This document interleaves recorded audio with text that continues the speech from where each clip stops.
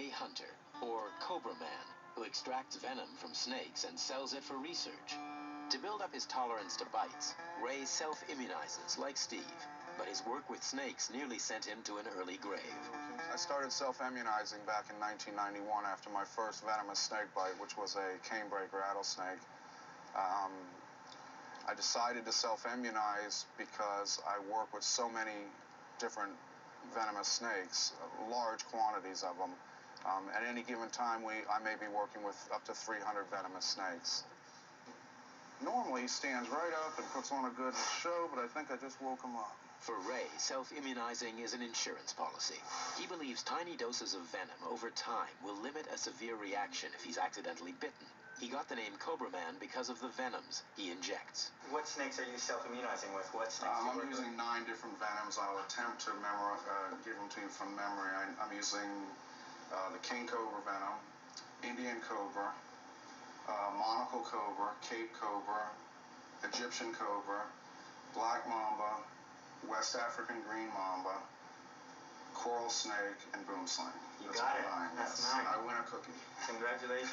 How many bites have you had in your lifetime from venomous snakes? Oh, okay. I was going to say, I wouldn't be able to answer that.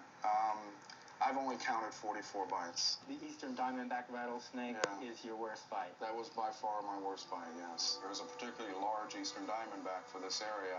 I mean, the venom was carried from the hand straight to the brain and lungs and heart. Where was the actual bite? Where did the fang go? One fang went here, and the other one right here, where the radial artery ran. It went right like that.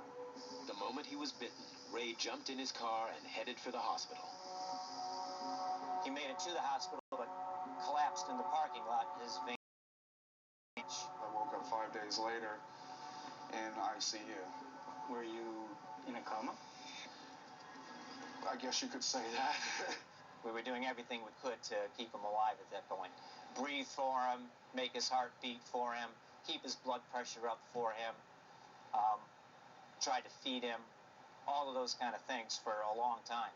He had 4 separate operations. He had to go to the operating room for us to save his arm. This was performed while I was unconscious.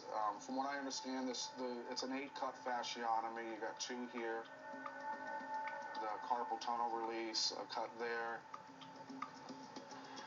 This one underneath here, which was the worst at one point, and then this cut here.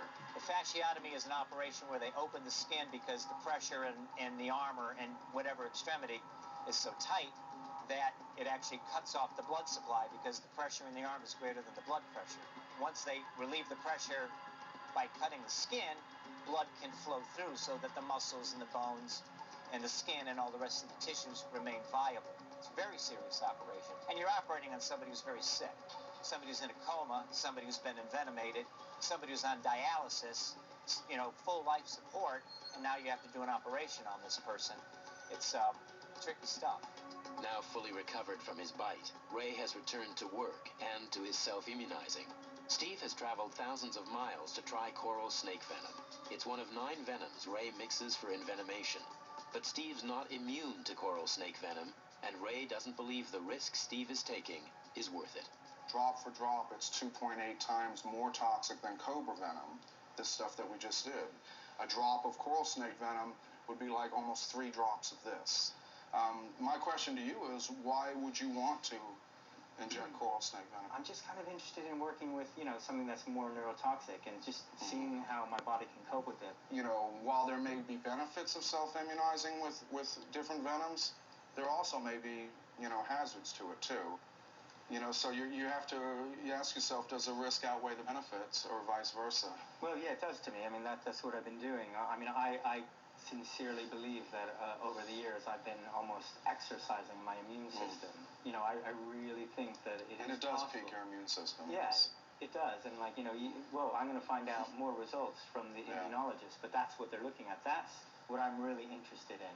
Steve is convinced his blood tests will show that snake venom may be the basis of future drugs for currently incurable diseases.